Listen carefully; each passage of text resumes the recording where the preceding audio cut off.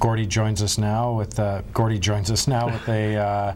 look at the weather situation out there right now. A little recap for us. Wind. Yeah. Wind. You probably noticed if you're outside or anywhere for that matter, it's kind of windy and it's going to get wetter as the evening goes on. Here we look at our 7-day forecast for the North Island, Central and South Island. Windy through tonight and into tomorrow morning for most areas of the island, but as you can see, things do get a little better as the week goes along. Central Island will see some sunshine and temperatures in the mid to higher teens, and the same story for southern Vancouver Island too. The wind and rain shall pass, but not yet. It's still very windy and very rainy in parts of Vancouver Island right now, especially in Victoria, that wind part. Looks like some warmer temperatures coming. Yes, there are warmer temperatures coming. Actually, it's not that cool outside right now. It's almost a mild wind coming up from the southeast, but gusting to almost 80 km in parts of the city right now. All right. Thanks, Gordy. Thanks, Jeff. That's it for us. Coming up next, as we mentioned earlier in the cast, the cruise ship season here on the island is expected to be great this summer. However, it's a completely different story on the Lower Mainland. Tony Parsons is up next with more on that story. We'll see you back here at 6:30 for more Island News. Take care.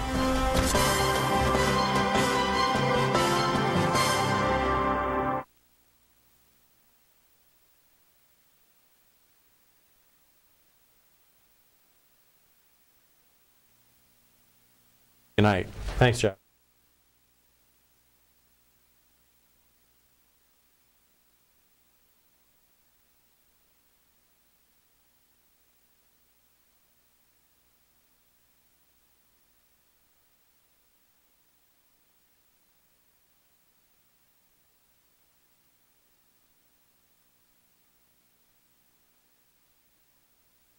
After an apparent hanging accident at her White Rock home last night. Today brings an improvement in her condition and advice to parents. Lisa Johnson is live at Children's Hospital. Lisa? Well, Tony, tonight the hospital is saying that 7-year-old Misty Sandhoff is in fair condition. That means that her vital signs are stable and she is conscious, though probably uncomfortable. And that is a big improvement from when she was airlifted here last night. This is where the accident happened around dinner time last night. Police say Misty Sandhoff was playing on the slide in her backyard when she was nearly strangled by a rope that became accidentally tangled around her neck. It's very sad. It breaks my heart. This preschool teacher lives behind the family and often sees Misty and her sister play. If the parent was there supervising, it shouldn't have happened.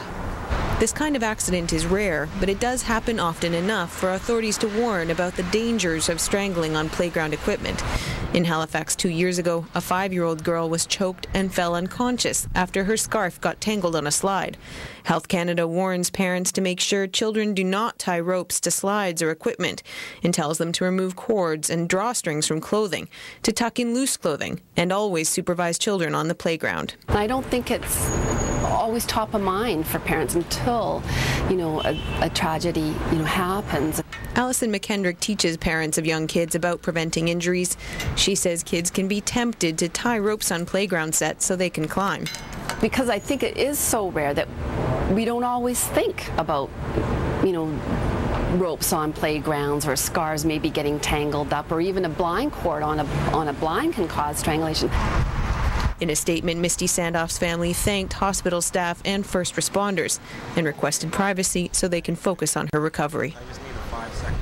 Now, when Misty Sandhoff arrived here last night, she was described as in critical condition, suggesting she may have been unconscious and the outlook wasn't good. Today, we still don't know the extent of her injuries or whether there may be any permanent damage, but the hospital is saying there are now what it calls favorable indicators that she'll recover. Tony? Thank you, Lisa. The cash-strapped Vancouver School Board votes tonight on a controversial plan to save money. It's reducing the number of school days by making each one longer.